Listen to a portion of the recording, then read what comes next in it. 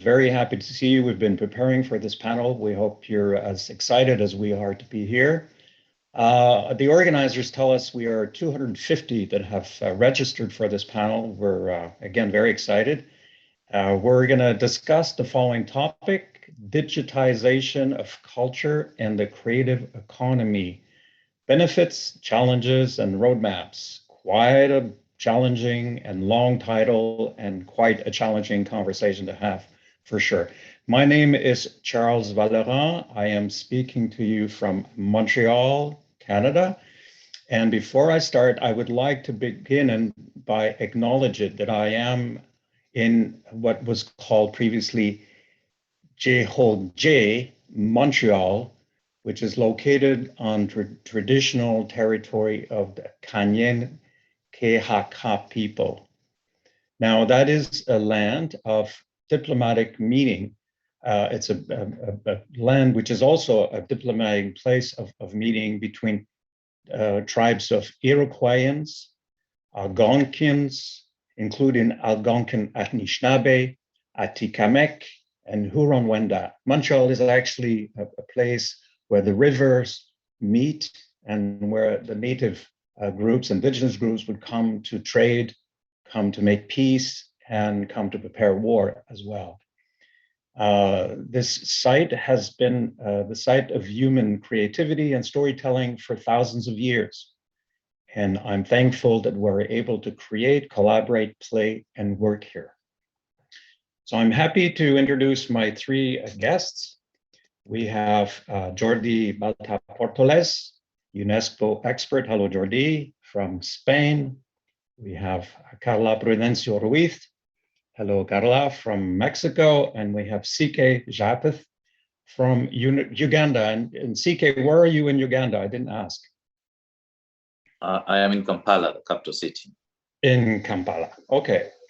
So we have prepared a session where we're going to start by asking each and everyone to introduce himself, herself, tell us what they do, what's their work, how it intersects with digital, with the digitization, and how they see this work of theirs and where they are with this notion of digital, because it's such a broad notion, such broad concept. Then we'll look at each of their work and see how we can better understand the challenges, the opportunities, and especially as we prepare for the Mondiacult World Conference on Cultural Policies and Sustainable Development, which is going to take place this September in Mexico, 40 years after the first Mondiacult Conference, again in the same country 40 years ago. We must remember all that this Mondiacult Conference in 1982 was quite a momentous event. It basically launched the conversation at the world level, at the global level, that eventually led to the Stockholm Conference, that eventually led to the International Declaration on Cultural Diversity, and eventually the 2005 Convention on the Protection and Promotion of the Diversity of Cultural Expression. So it's expected, I think, that the Mondiacult will be one of such momentous events, bringing ministers from around the world to discuss these challenges. And digital is going to be front and center. Sustainable development is going to be front and center.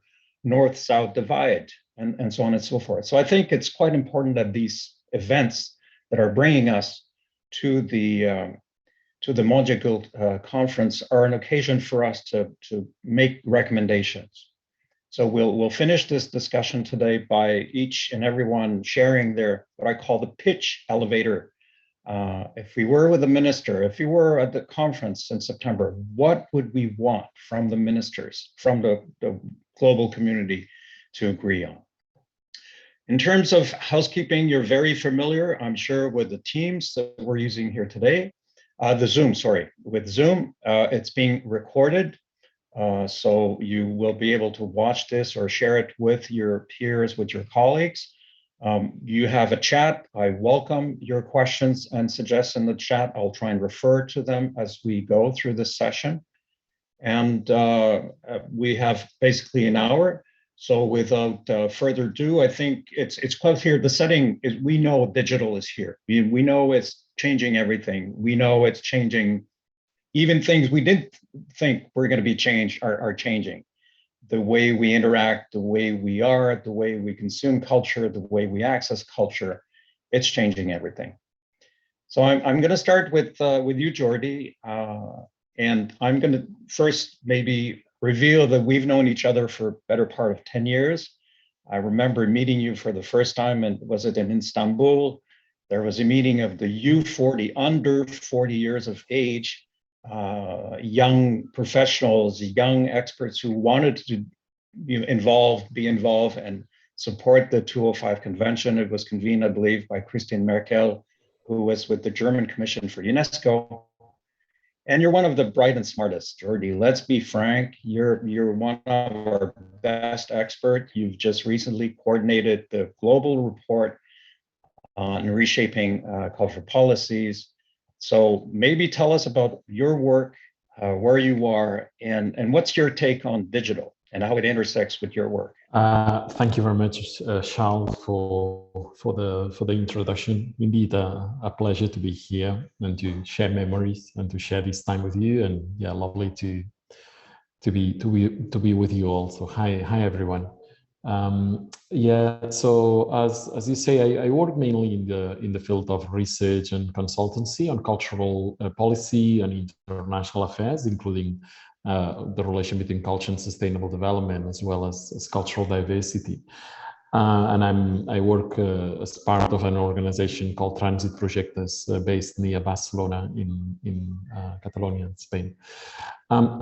To respond to your question, I would say in very simple words, the digitization of culture and the creative economy relates to how access to culture and our opportunities to create and to disseminate new cultural expressions are to a large extent today mediated by digital and mobile technologies. But at the same time, when we observe this reality, it's also inevitable to acknowledge that the opportunities to use those technologies are distributed unevenly. And that's both within or inside each country, because there are sectors of the population that have less access to them, but also at the global level between countries, because there are very large disparities existing at the global level, and that's something that we're going to be discussing today. I suppose in my work as a researcher and a consultant, this is important because one of the areas on which I work are the opportunities to access and to create cultural expressions in different contexts, in different ways, and which policies can help to foster more equal access and more balanced international cultural exchanges, and what approaches can help to enable the emergence of business models in the cultural sectors that are more adapted to this digital context. And I'll be happy to expand a bit more on this later. Can you also maybe tell us a bit about your work with UCLG, United Cities and Local Governments? Because I find it interesting, and maybe you want to comment, that not only do we have the UNESCO countries, state parties, members of UNESCO, but we have cities, large and small, also following these important issues and wanting to use culture as a leverage to develop their community and a leverage for sustainable development where they are. Can you tell us a bit about your work? Yes, absolutely. So for several years, I've also worked as an expert on behalf of the Committee on Culture of this organization that you are referring to, United Cities and Local Governments, which is the main platform of local and regional authorities at the global level. And one of the things that UCLG emphasizes in its work on culture is the fact that most of the opportunities to access culture and most of the opportunities to exercise cultural rights exist at the local level, whether it's in cultural facilities, whether it's through interaction in our cities and towns and so on. And that it is also at the local level where a lot of the leverage to connect culture and sustainable development exists. So UCLG has for many years been working with local governments in strengthening their cultural policies and connecting them to other areas of sustainable development, but also in advocating that global agendas such as the Sustainable Development Goals firstly recognize more the importance of culture because it matters everywhere and it's very visible at the local level, and also that this reality of this importance of what happens at the local level in cities and towns is better acknowledged when global agendas are drawn. Excellent. Yeah. And I guess I was asking the question because in a way we tend to see the global community as one sort of almost conceptual, level. It's very difficult to grasp and have a handle and see how we can change things. But at the local level, it's more practical and we can engage and we know, and the community gives us a sense of action and empowerment, which we may lack at the national or more international level. So I find it very interesting what you're doing, what UCLG is doing.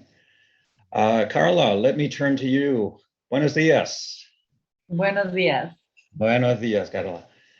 No sé si puedo hablar en español, creo que no. In English, please, in English. Perfect. So we will do. So tell us about your work. I think it's very interesting. It's very, very different than what Jordi has been presenting, and your intersection with digitization. And please. Perfect. Hi, my name is Carla Prudencio, and I work in two different sectors. I work also in academia because I'm a teacher there, and I work with the law school program. But also I work in Redes, which is an organization that mainly works with indigenous communities or rural communities in different parts of Mexico, but also in Colombia, Ecuador, and other countries. And we work accompanying the digital, but not necessarily digital, more like the communication processes there. So how they want to engage with communication and how they want to use the tools they have. And the tools could be broadcasting, or it could be connectivity, or it could be mobile phones. They have a wide range of opportunities of what they want to use and how they want to develop their projects, right? So we work with them, trying to enable the environment for them in order to be able to do this.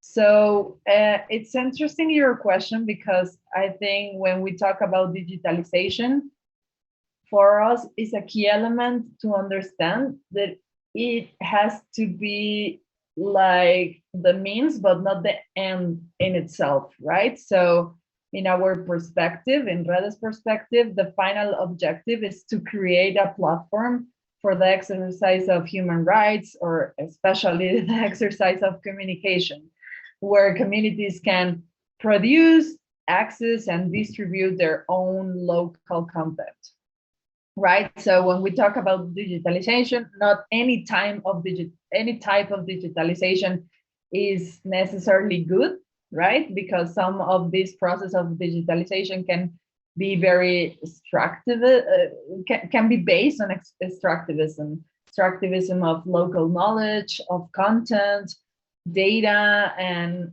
so on, so on. So in this context, the process of digitalization is as important of the digitalization itself, right? So when we talk about digital, we need to talk about how we go there, how we get the digitalization, how the communities can be involved in this scheme.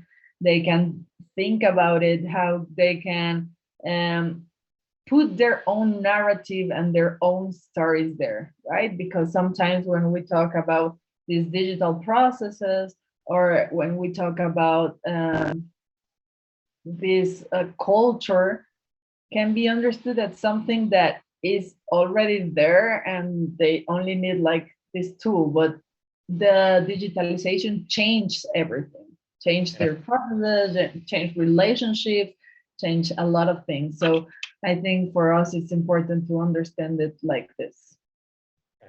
What I hear in what you're saying is that I would use the word empowerment. I think you're using technology here to empower these communities, these individuals, these groups, because these are groups of culture and language that are different than the main Spanish-speaking community of Mexico. So this is a notion of empowerment, cultural participation, and cultural rights. I hear that you're also using technology, as you say, as a means of expression, of presence, of sharing their own stories. Right? Yeah, I will only say that more than empowerment, I think it's autonomy, right? Like Autonomy. yeah. So for us, it's like we need to enable autonomy, not to empower them, because they are powerful enough. Oh, So, okay. Okay. Makes sense to me. Makes sense to me. I observed, by the way, that you are wearing earrings and you have a dress and you have beautiful paintings on the wall. You're obviously an artist yourself. You are obviously very sensitive to the expressions of culture and traditional ones. Yes? yes, I think I like it. Yeah, I'm a lawyer though, but yes. Well, I was going to say, you're a trained lawyer and then you decided to involve yourself, put your energy. What motivates you? I mean, you obviously you're motivated. What do you hope to accomplish? What would be your day? You say, I've had a good day today. Yeah, I think like for me, the process is the most important thing of what I do, right? It's not like the accomplishment, but like how we walk along these communities or with even my group of work, like how we try to build new narratives, new storytellings, new ideas of how the world could be.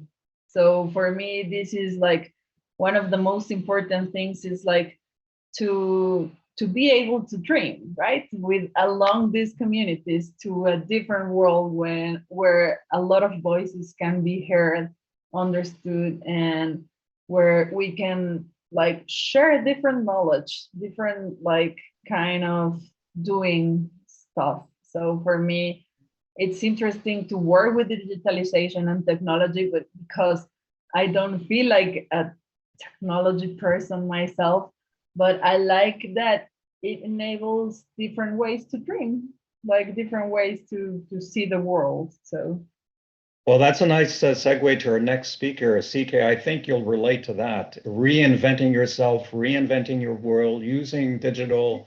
You are an entrepreneur. You've established incubators, and you have 5 of them in Uganda. It got you an award for this from UNESCO.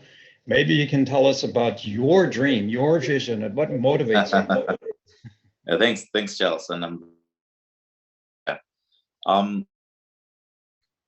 I love to describe myself as an entrepreneur whose focus is to support other entrepreneurs to start, grow, and expand their ventures. And that's the work that I do at Innovation Village. The first organization we founded was the Innovation Village, and we work with technology-enabled entrepreneurs across the country to give them the ecosystem they need to be able to build sustainable ventures. It's really important to build that ecosystem because in the absence of it, entrepreneurs don't have access to the capital they need, the early stage capital. They don't have access to the right policy environment, access to market for what they're building, and also the technology infrastructure that they need. So after working for about 4 years on the Innovation Village with about 3,000 entrepreneurs within our community, it came to the realization that the biggest percentage of young people in emerging Africa and also in Uganda has the youngest population across the world. Average age is I think 30.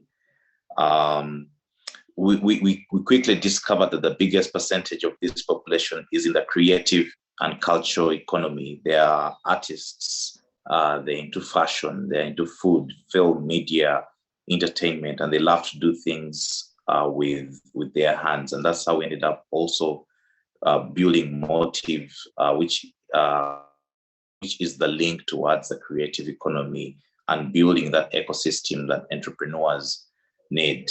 Now, building the Innovation Village, we mostly worked with technology-enabled entrepreneurs and translating those lessons into Motive, into the culture and creative industry. it was very interesting to see how we can get what the creative economy is doing and using technology to scale that. So for example, a number of the creatives in the economy get access to market through platforms that have been built and distribution for the content that they're making. But ultimately, personally, my dream is to make Uganda the best place to be an entrepreneur, and I believe that's going to be achieved by strengthening the ecosystem that we've built for our entrepreneurs to start, grow, and expand. Are you yourself comfortable with the technology? Is this something that you've either learned or you've practiced or you had a business before? Or this is something you saw an opportunity. How did it come to you? Yeah, I think I came to appreciate the power of technology as a means to the end. Technology itself is not the end. And technology entrepreneurship is the industry that's driving the world, especially given all the changes that are happening. So in understanding the power that technology gives in solving our most pressing challenges, in bringing new value through creation of products and services, in turning what wasn't anything today into a global company or solution, I think technology does present, a very competitive advantage for any economy that is adapting it.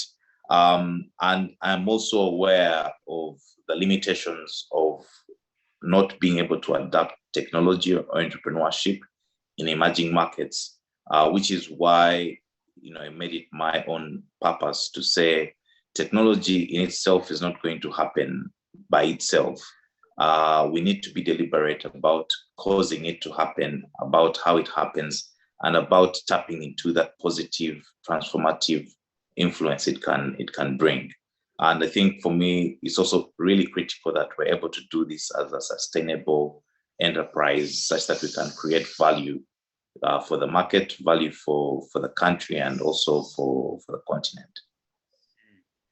So, CK, you're being greeted by Pam Bernsey from the city of Nassau. She's with UCCN City of Crafts and Folk Art in the Bahamas. So she's sending greetings to everyone.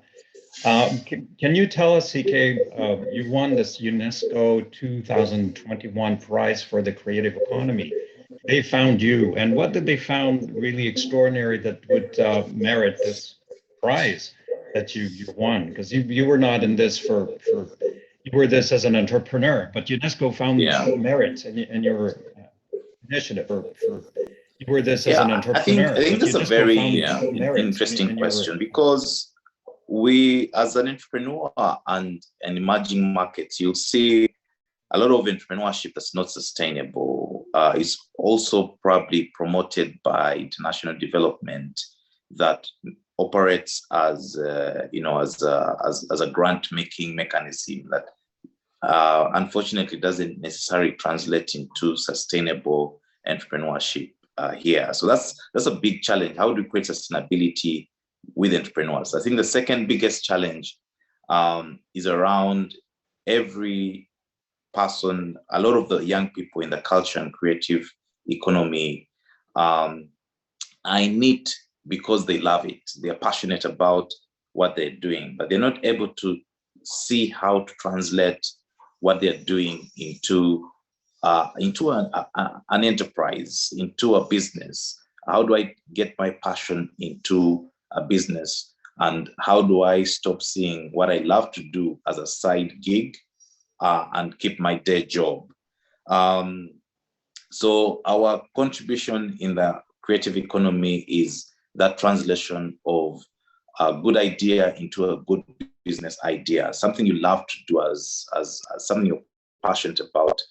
We give the tools, the expertise, and the community to enable the translation of that passion into enterprise that can also, more importantly, be sustainable, that can employ other young people, that can also be, investable to attract investment. And I believe that's the only sure way we're also going to create employment, which is a big challenge in emerging markets like ours. So Obviously, I think that's the contribution UNESCO merited, and like we were having a conversation earlier, we have to live up to that expectation now every day. But you basically, with your own energy and your vision, you're getting the energy, you're getting the people involved, you're tapping into this motivation that the youth has in Uganda, directing them to technology to invent, create, but also do it in a structured way that is sustainable. What I hear is that you want these new emerging models to eventually last, not just to be for a short while. That's the challenge. 100%. That's a challenge. Okay, so we're being greeted by Sarita Donti. She's a member of UNESCO Chair Community from Sydney, Australia. So we have participants from everywhere, we're very pleased with this. Jordi, I'm going to turn to you because what we heard from CK, I think, probably resonates with your own work preparing for the global report as a consultant, as well as an expert, as a researcher, as a professor. So maybe you can tell us a bit about this global report. I think you have a short video maybe to introduce the report itself. Yeah, yes, indeed. I'm going to show a short video that summarizes some of the main messages or some of the main findings of the global report that we presented a couple of months ago. And then we'll be, so I'll be speaking a bit after this.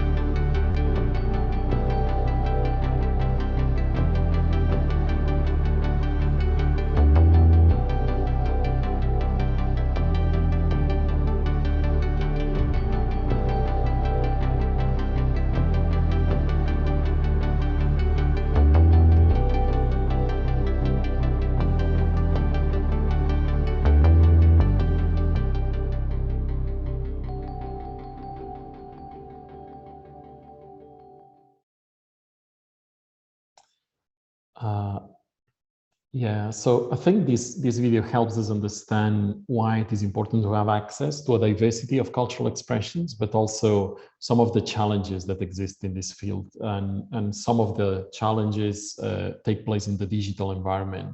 So bearing this in mind, we have somehow identified four types of policies or four areas of policy that can help to foster more diversity within the digital environment. First of all, the policies that support the digital transformation of cultural organizations, for instance, by supporting the digitization of cultural contents. Secondly, the policies that contribute to fostering a more diverse cultural ecosystem, for instance, by establishing fair remuneration rules for artists and cultural professionals, as well as controlling concentration of the markets. Thirdly, policies that contribute to enhancing access and discoverability, or let's say the ability to find diverse cultural content in the digital environment, for instance, by supporting online portals or distribution platforms. And finally, those policies that help to develop digital skills, both among the population at large, as well as among cultural professionals and cultural organizations. And of course, we are facing a context that is very diverse and unequal, and where there's a number of major players, large digital and online platforms like Netflix, Spotify, YouTube, and others that have become very strong there. And it's very difficult, but at the same time, it's necessary to somehow battle within that general framework, and at the same time see to what extent there's elements from the strategies of other organizations that can inform how we act. I suppose among the elements that we need to be better in this context. One is mastering the digital skills and adapting our behavior to that global digital framework. And secondly, and also going back to one of the points, Charles, that you were making earlier, is being better at connecting the local, the national, and the global levels, and understanding there's many measures that need to be adopted locally or nationally, but at the same time, we need to be better at bilateral, regional, global cooperation, because there's an increasing number of initiatives taking place at the local and the national level, but bridging that gap towards the global remains a challenge, and that's why we also need to place emphasis on that reality. I have a few questions, but we have greetings from David L. from Africa Media Online, Pietermaritzburg, South Africa. Hello, David. A couple of questions. First, Jordi, this is the third report. And for those that are not familiar with the global report that is published by UNESCO, this is the summary, or it's a compilation of national reports. All signatories to the UNESCO 205 convention, that are now more than 150 countries, submit every 4 years a report on how they're doing to implement this UNESCO instrument. Basically, what kind of cultural policies, what kind of measures, how do they advance gender parity, equality, youth, and technology. Digital is one area in terms of cultural policies and measures. So you experts, basically you, Jordi, with your team will sit down and write summaries going through these accounts of 150 countries.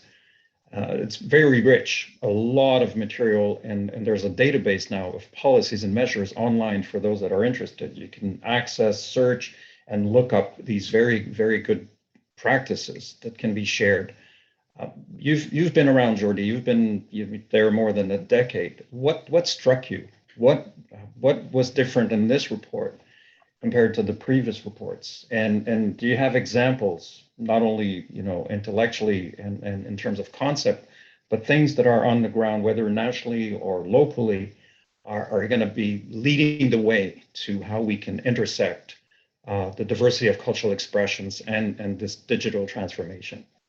Mm-hmm. Yes, indeed. So as you were saying, this is a collective work. There's many people that were involved, and one of the roles of those of us who were involved were firstly to analyze the evidence collected by governments and by civil society organizations across the whole world, and seeing to what extent there were new trends that were becoming visible, but also somehow cross-checking that evidence coming from national reports with the broader picture of what challenges exist nowadays. And of course, we've developed this report within the context of the impact of COVID on cultural and creative ecosystems around the world, and on the broader population, of course, challenging a lot of issues from public health to day-to-day life in many parts of the world. And let's say, to a certain extent, what we observed was how the impact of COVID, let's say, when we look at issues like the one we are discussing today, somehow accelerated some trends that were visible already before, in terms of the move towards the digital environment, and how that challenges traditional business models, and let's say how that impacts on the opportunities that communities, including disadvantaged groups, might have to develop and disseminate their cultural expressions. And out of that came one of the things that the report emphasizes, which is, on the one hand, what we can call, in the words of the special rapporteur of the UN on cultural rights, a basic paradox, in a moment in which there was more acknowledgement of the importance that culture had in the lives of people around the world, because we needed elements that helped us in moments of suffering, but also, we needed contents to enjoy our time spent at home and so on. And at the same time, so what was paradoxical was how it was more difficult for artists and cultural professionals to make a living in this changing context. And out of that, also one of the things that the report emphasizes is the increasing need, or the need to understand culture as a public good, as something that just as we've come to understand that education or health are essential in all societies, culture should also be understood as a basic element, in line with the recognition that taking part in cultural life is a cultural right. Going back also to your question of good practices and focusing particularly on the things we are discussing today, what we're seeing is how countries in different parts of the world are adopting strategies on the digital environment, which integrate the specificities of culture, of the cultural and creative industries. Countries like Chile, or like Canada, like some countries in the European Union, and so on, and somehow trying to adapt the mechanisms to protect and promote the diversity of cultural expressions to the work of digital platforms, and let's say guarantee that there are opportunities for new cultural production to be visible, as well as for audiences to have access to diverse cultural content. So, and that's probably one of the areas to go. Mm-hmm. So I hear in what you're saying that the COVID has accelerated perhaps the digital transformation, and there's a sense of urgency in what you're saying. It's a sense of urgency to come together, to adopt and review our policy toolkit to make those changes. And there's promise that some countries are starting to mesh in to include culture as one of the priorities in this digital transformation, not only technology and business and investment, but also culture and identity, I guess. Mm-hmm. Okay, yeah, go ahead. No, yes, indeed. Yeah. No, that's as you were saying. At the same time, still a lot to work on, and let's say that's emerging trends, but something that needs to become more solid. Okay, I'm going to turn to Carla, and please, if you have any questions for our panelists or comments, please do so in the chat, so we can, as you can see, I'm trying to go live. There's a question in the chat right now, but it has to do with the next UNESCO DG. I'm not sure this is a relevant question for our discussion today, so I'm going to keep this more private. So Carla, I'm going to turn to you. You've been involved in a project, and UNESCO funds these projects with the assistance of experts and with funding from the International Fund or with the EU assistance. So yours was a EU UNESCO project designing policies to support indigenous and community media in Mexico, incorporating indigenous content in public and commercial media.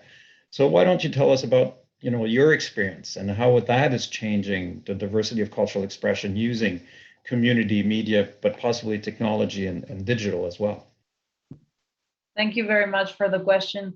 Well, I think one of the most important things is to think first, like for us, like these public policies that are like big public policies and like that are trying to change the way media or creative colors are made, need to first like look of the local context, right? What are like these people already doing? Because sometimes we think like it's interesting, because when we start like trying to enable these processes in communities, well, the first thing you need to do is what are they already doing, because they have a lot of things of communication processes. So they always have some kinds of broadcasting networks. Like if in Mexico, it's really like common to go communities and find they already have like some broadcasts that they use for a lot of things, like for culture, because they share their own traditions there, their own stories, their own music, but also because they need to have like a communication tool with the community in days that they have, like, for example, an emergency or they need to arrange something. So communication, it's like a whole environment where they use it for like common stuff, but also to share their own and their own culture. So the second question is how we take this and also make it like common for us in cities, for example, to hear, right? We need to share that culture. We need to be able to understand these stories, these languages, to be like aware of what they are doing. So we need like a specific policy for that, right? We have here in the cities, we have like a big broadcasters that have like commercial media, but we are not able to hear or to understand what the communities are doing.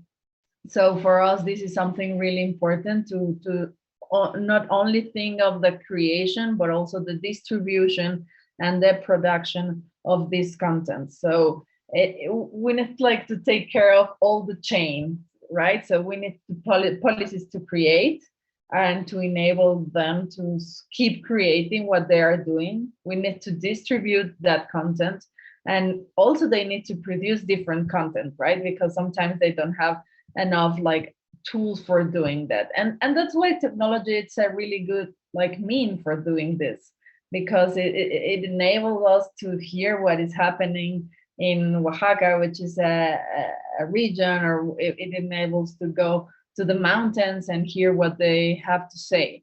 So for us, technology is this mean. So public policies, or what we were doing with UNESCO, was really, really interesting, because it took like the voices of everyone, like community voices, people that is like already producing content, decision makers, people in academia, especially also people that is already like doing things with the, here in Mexico, we have like an autonomous telecommunication and broadcasting regulator. So they are the ones who gives like permissions or licenses in order to use the spectrum. So we were talking to them like what we need, right? We need like different fees. We need like, of course, different licenses, because like what these communities are doing, or like rural communities are doing, it's completely different for what commercial broadcasters are doing, right? So we need different conditions, and UNESCO helped us to find what were those conditions, like what are the differences, and what we can like adjust the regulatory framework in order to do that. So it was interesting, because at the beginning I felt like everyone was like trying to understand why we were so slow. Like the process was slow because but all processes that like matters, I think, needs to be in this rhythm, like to start like hearing what people need to say, because one of the rights that they have been denied for so long is the right to be heard. So what they need. What I hear and what you're saying resonates with what Jordi was saying previously: policies and measures to ensure voices are heard. That's with the streaming, with the platforms, with the power of these machines, because these are powerful economic machines that are coming well structured with very high value content. So how do we make space? How do we accommodate and not only give voice to communities, but communities to the national level and communities to the world level? So you're saying we need to have that conversation with regulatory authorities. We need to hear everyone out, and eventually with the conversation, we find the right measures. We write the right regulation to make this happen. So that's a very good experience. If you allow me, I'm going to move, because I want to keep some time for our exchange on what's needed from Mondiacult. I have a question. I'm going to turn to CK now. I get a question from the chat. Actually, we have Mark Lintz from Seychelles saying hello, but we have Augustin from Paris, and he's asking, and I'm going to turn to you, CK, for an answer. He's in Paris, and he's asking, these creator coins or social tokens or bitcoins, call them what you want. They seem to be a way to foster monetization and ways of funding social, platforms of do you see that where you are? You know. Now, I think it's a really good question, and it's been picked up from the future that we believe in technology will come to pass.